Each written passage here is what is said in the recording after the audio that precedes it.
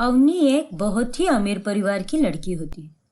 उसके माता पिता राजेश और मोहिनी ने उसे बहुत नाजों से पाला होता है। बचपन से लेकर आज तक उन्होंने उसे किसी भी चीज की कमी महसूस नहीं होने दी और उसे अपनी पलकों पर बिठा के रखा था। जन्मदिन मुबारक हो अवनी बेटा। ये लो, ये तुम्हारे पसंदीदा महंगे ब्रांड्स के तोहफे हैं। ये लो बेटा। और ये लो बेटा, तुम्हारे लिए तुम्हारे पसंदीदा कपकेक तुम्हारी लंदन की पसंदीदा बेकरी से आए हैं। खास फ्लाइट पकड़कर आए हैं तुम्हारे लिए। थैंक यू सो मच मम्मा पापा, आप दोनों ने तो मेरा दिन ही बना दिया। I love you so much. Avni बेटा, तुम्हारे लिए तो हम कुछ भी कर सकते हैं। तुम तो मॉम डैड की आंखों का तारा हो। यस बेटा, तुम्हारे पापा ने बिल्कुल सही कहा।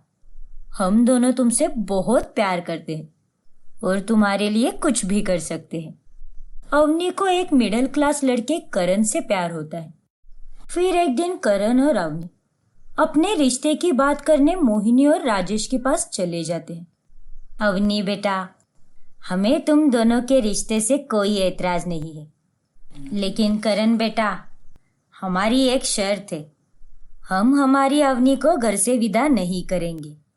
हाँ करण बेटा, अवनी बचपन से जिस तरह से रही है, हम नहीं चाहते कि उसे आगे जाकर उसके ससुराल में तकलीफ हो। इसीलिए हमने ये फैसला लिया है कि तुम तुम्हारे परिवार के साथ हमारे घर के ऊपरी हिस्से में रहने आओगे, ताकि हमारी अवनी हमारे पास ही रहे। ये आप क्या कह रही है मोहिनी आंटी? यही शर्त है बेटा। अगर तुम्हें हमारी शर्त मंजूर है तो आ जाना अपने मम्मी पापा के साथ। ऊपर ससुराल नीचे मायका। वाव, ये तो बहुत ही ज्यादा अमेजिंग होगा। बेचारा करण फंस जाता है। वो जैसे तैसे अपने माता पिता केशव और लीला को मनाता है और कुछ ही दिनों में अवनी और करण की भी शादी हो जाती है और करण का पूरा परिवार अवनी के घर के ऊपरी हिस्से में रहने लगता है। मैं दुनिया की सबसे लकी दुल्हन हूँ, क्योंकि मेरी विदाई तो घर में ही हो रही है। मुझे बस 4 सीढ़ियाँ चढ़नी है और ऊपर वाले अपने ससुराल में गृह प्रवेश करना है। चलो अवनी बहू, तुम्हारा स्वागत करने का समय आ गया है। लीला अपनी नई नवेली बहू और बेटे की आरती उतारती है और अवनी का गृह प्रवेश होता है। अगले दिन सुबह पहली रसोई के दौरान अवनी अपने नीचे वाले मायके के शेफ से ढेर सारे पकवान बनाकर ऊपर ससुराल में लाती है। अरे अवनी बहू, ये सब क्या है? पहली रसोई की रस्म तुम्हारी है, तुम्हारे मायके के बावर्चियों की नहीं।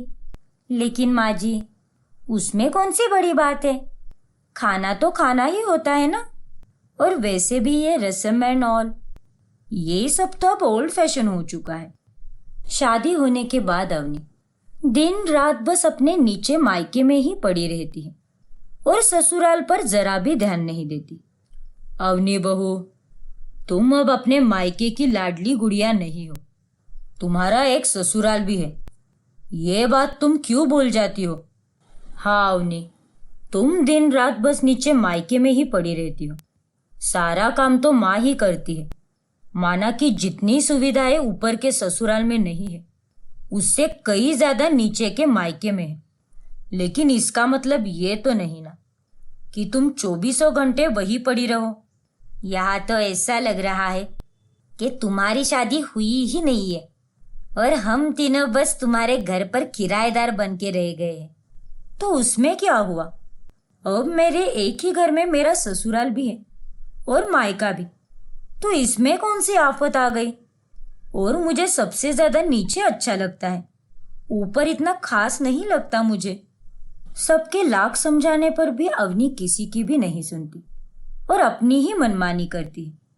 और उसके इस बर्ताव में उसके माता पिता भी उसका ही साथ देते हैं और उसे कुछ भी नहीं बोलते। उसके सास ससुर और पति उसके बार बार मायके में जाने से बहुत परेशान हो गए थे। वो ससुराल में कुछ भी काम नहीं करती और जब मन चाहा तब ऊपर शेफ और नौकरों को बुलवाकर उनसे सारे काम करवा लेती।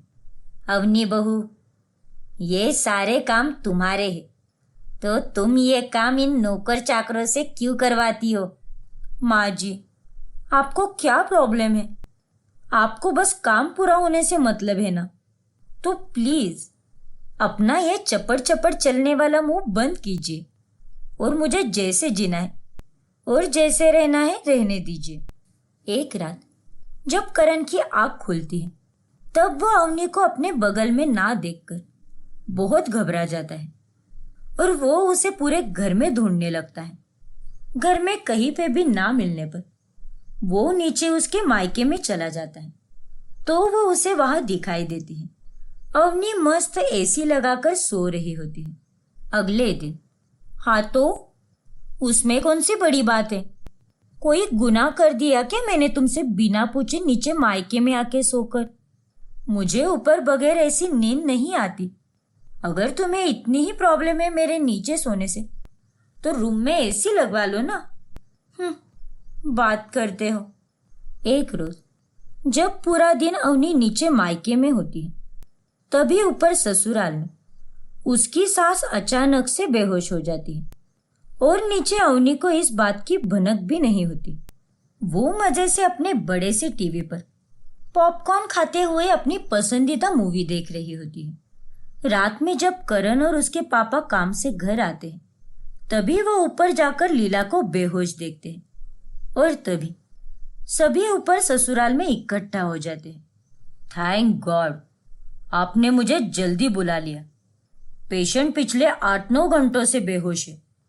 अगर और ज्यादा लेट करते तो शायद इनकी जान भी जा सकती थी। इनका बीपी शूटअप हुआ है। देखा अवनी, आज तुम्हारी लापरवाही के कारण ये सब हो गया। अगर तुम ऊपर ससुराल में माँ के पास होती तो एटलीस्ट तुम माँ को हॉस्पिटल ले जाती, लेकिन नहीं, तुम्हें अपने मायके से फुर्सत मिले तो ना। डॉक्टर लीला को अगले 24 घंटों तक मॉनिटर करते हैं। दवाइयाँ लेने के बाद लीला ठीक हो जाती है। अवनी को अपनी गलतियों का एहसास भी हो जाता है। करण, मुझे माफ कर दो। मैंने एक बहू होने का धर्म ही नहीं निभाया। मुझे अपनी गलतियां सुधारने का प्लीज एक मौका दे दो। हम अब यहाँ पर नहीं रहेंगे। ये ऊपर ससुराल और नीचे मायके की वजह से मैं कभी सुधर नहीं पाऊंगी। करण और उसके परिवार वाले अवनी को माफ कर देते हैं और अवनी के माता पिता भी उसके अलग रहने के फैसले में सहमति जताते हैं और उसे खुशी खुशी से विदा करते हैं। जिसके बाद अलग रहकर अवनी अपने ससुराल में एक बहुत ही खुशहाल जीवन जीने लगती है। सोनाली एक अमीर घर की लड़की थी। उसने अपने परिवार के खिलाफ जाकर अमर नाम के एक गरीब लड़के से शादी की थी। शुरुआत के दिनों में सब अच्छा चल रहा था। अमर की माँ घर का सारा काम करती थी। सोनाली को काम करने की आदत ना होने की वजह से उसे अमर के घर वाले कोई काम नहीं बताते थे। वो सोनाली का अपनी बेटी की तरह ख्याल रखते थे। अमर भी एक कंपनी में काम करता था। अमर, घर में बैठकर मैं बहुत बोर हो गई हूँ, चलो ना कहीं बाहर घूम के आते हैं। फिर वो दोनों बाहर घूमने चले जाते हैं। अरे वो ड्रेस देखो ना, कितनी सुंदर है, मुझे वो ड्रेस दे दो ना खरीद के। फिर वो दोनों वो ड्रेस खरीदने अंदर चले जाते हैं। ड्रेस की प्राइस देखकर अमर दंग रह जाता है। बाप रे, इतने पैसों में तो मेरे घर का हफ्ते भर का राशन निकल जाएगा। इतनी कंजूसी क्यों कर रहे हो अमर? ये ड्रेस इतनी महंगी भी नहीं है, दे दो ना प्लीज। लेकिन सोनाली, अभी मेरे पास इतने पैसे नहीं है। पगार होने को भी अभी हफ्ता है। मैं उसके बाद तुम्हें ये ड्रेस खरीद के दे दूंगा। मैं इतने दिन नहीं रुक सकती, और हफ्ते भर में ये ड्रेस सेल हो गई तो? नहीं नहीं, मैं ये रिस्क नहीं ले सकती। मुझे ये ड्रेस अभी चाहिए। फिर सोनाली अपने पापा को फोन लगाती है। हेलो पापा, मुझे अभी आप 2000 रुपये भेजो, मुझे एक ड्रेस पसंद आई है। फिर सोनाली के पापा उसे तुरंत पैसे भेज देते हैं। तुम्हें पापा से कहने की क्या जरूरत थी सोनाली? ये ड्रेस खरीद के तो मैं भी दे सकता था तुम्हें। बस एक हफ्ते भर की तो बात थी। अरे पापा ने पैसे दिए तो क्या हुआ, इसमें कौन सी शर्म? मेरे पापा मुझसे बहुत प्यार करते हैं, वो मेरे लिए इतना तो कर ही सकते हैं। फिर वो दोनों वो ड्रेस खरीद कर घर आते हैं। ऐसे ही कुछ दिन बीतते हैं। सोनाली हर बार कुछ न कुछ डिमांड किया करती थी। पता नहीं मैंने तुम में ऐसा क्या देखा, इतना कंजूस भी कोई होता है क्या? जो इतनी गर्मी है और तुम एक एसी भी नहीं लगवा सकते। ऊपर से तुमने पापा से भी कहने को मना किया है। पापा तो दहेज में सब दे रहे थे। पता नहीं तुम में ऐसी कौन सी खुददारी है जो एक चीज भी नहीं ले सकते मेरे पापा से। बाहर इतनी गर्मी है, मेरे से तो रूम में बैठा भी नहीं जाता। मैं आज ही पापा से एसी के लिए बात करती हूँ। तुम्हें जो करना है वो करो। वैसे मेरी बात तो सुनती कहाँ हो तुम? एसी लगवाना है तो लगवा लो, लेकिन मेरी बात भी सुन लो। एसी लगवाने के बाद मैं उस कमरे में नहीं सोऊंगा। ये क्या बात हुई अमर? अगर मेरे पापा ने एसी दे भी दिया तो कौन सा आसमान टूट जाएगा? अरे वो अपनी बेटी को तो दे रहे हैं ना। मैं तुम्हारे पापा को अच्छे से जानता हूँ। वो मुझे बिल्कुल भी पसंद नहीं करते और मुझे नीचा दिखाने के लिए वो कोई भी मौका नहीं छोड़ते। साथ में तुम्हारा भाई, वो भी हमेशा मेरी बुराइयां करता रहता है। पता नहीं उन लोगों को अमीरी का इतना घमंड क्यों है। मुझे तुम्हारी कोई बात नहीं सुननी अमर, और तुम्हें मेरे पापा और भाई को लेके कोई गलतफहमी है। मैं जा रही हूँ मेरे पापा को फोन करने। लेकिन सोनाली मेरी बात तो सुनो। ऐसे हर रोज कोई ना कोई बहाना बनाकर अपने पापा से पैसे मांगना अच्छी बात नहीं है। लेकिन सोनाली अमर की कोई बात नहीं सुनती। वो अपने पापा से कह के एक एसी मंगवाती है। अगले दिन सुबह सोनाली की सास उसके लिए नींबू शरबत लेकर आती है। ये लो बेटा, नींबू शरबत। अरे माँ जी, आपने तो इसमें बर्फ डाला ही नहीं, ये तो बिल्कुल भी ठंडा नहीं है। अरे बेटी, सुबह से लाइट चली गई थी, अभी थोड़ी देर पहले ही आई है। फ्रिज में पानी भी ठंडा नहीं है और बर्फ भी नहीं है। उनकी बातें सुनकर सोनाली को बहुत गुस्सा आता है। पता नहीं कैसे फटीचर लोगों से मेरा पाला पड़ा है। जब से इस घर में शादी करके आई हूँ तब से मेरी किस्मत फूट गई है। पता नहीं मुझे इस फटीचर से प्यार कैसे हो गया। इतना कहकर सोनाली वहां से गुस्सा होकर अपने कमरे में चली जाती है। उनकी सारी बातें अमर सुन लेता है। मुझे माफ कर दो माँ, मेरी ही गलती थी कि मैंने इतने अमीर लड़की से शादी की जो बड़ों की इज्जत भी नहीं कर पाती। सोनाली की तरफ से मैं आपसे माफी मांगता हूँ। अरे बेटा, तुम्हारी शादी को अभी दिन ही कितने हुए हैं। वो बहुत बड़े घर की लड़की है, उसे इस घर में एडजस्ट होने में थोड़ा टाइम लगेगा। अब वो बेचारी इतने अमीर घर से हमारे गरीब घर में आई है, इसमें उसकी क्या गलती है? उसे थोड़ा टाइम दे बेटा। लेकिन माँ, सोनाली को मैंने शादी से पहले ही सब बोल दिया था कि मैं उसकी सारी जरूरतें पूरी नहीं कर पाऊंगा। मुझे पता है कि वो एक अमीर खानदान में पली बड़ी लड़की है, इसीलिए मैंने सब उसे पहले ही क्लियर कर दिया था कि हमारे इस छोटे से घर में वो कैसे एडजस्ट कर पाएगी। तब उसने कहा था कि मेरा साथ हो तो उसे कुछ नहीं चाहिए, और अब उसकी डिमांड तो देखो, ये तो दिन ब दिन बदतमीज होती जा रही है। माँ बेटा, प्यार में लोग अंधे हो जाते हैं, लेकिन शादी के बाद असली दुनिया में आते हैं। तू चिंता मत कर, सब ठीक हो जाएगा। अमर के घर वाले सोनाली का बहुत ख्याल रखते थे। खुद की इच्छा मार के वो उसकी हर जरूरतें पूरा करने की कोशिश करते थे। अरे सुमन, ये देखो, मैंने बहू के लिए कुल्फी लाई है, लेकिन मुझे माफ कर देना, मैं तुम्हारे लिए कुछ नहीं ला पाया। अरे इसमें कौन सी बड़ी बात है। फिर सुमन सोनाली को कुल्फी देने उसके पास आती है। अरे बेटी, ये देखो, अमर के पापा ने खास तुम्हारे लिए कुल्फी लाई है। छी, मुझे नहीं चाहिए ये कुल्फी। पता नहीं कैसे कैसे गंदे हाथों से बनाई होगी ये कुल्फी। थोड़ा भी हाइजीनिक होगा या नहीं क्या पता। आप ही खा लो ये कुल्फी। तभी दरवाजे पे एक आदमी आता है। अरे मैडम, ठाकुर साहब ने ये एसी यहाँ पे डिलीवर करने को कहा था। अरे हाँ भैया, आओ ना, अंदर आओ। अरे बहू, अमर तेरे लिए लोन पे एसी खरीदने वाला था, तो तूने इतनी जल्दी क्यों की? अगर उसके भरोसे बैठी तो अगली गर्मी तक तो एसी घर में आएगा ही नहीं। लोन के पैसे भरने के लिए उतनी कमाई भी तो होनी चाहिए ना, जो आपके बेटे के पास नहीं है। जाने दो, कोई बात नहीं। अरे भैया, एसी की अच्छे से फिटिंग कर देना। एसी की फिटिंग होने के बाद सोनाली अपने पापा को फोन करती है। हेलो पापा, एसी आ गया है, फिटिंग भी हो गई है। थैंक यू सो मच पापा। अरे सोनाली, ये क्या? मैंने तुमसे कहा था ना कि मैं एसी लगवा दूंगा। तुम हर बार अपने पापा को मौका क्यों देती हो मुझे नीचा दिखाने का? देखो अमर, तुमने पापा को समझा ही नहीं। एक तो वो हमारी कितनी चिंता करते हैं। देखो ना, अभी एक फ़ोन कॉल पर ही घर में एसी आ गया।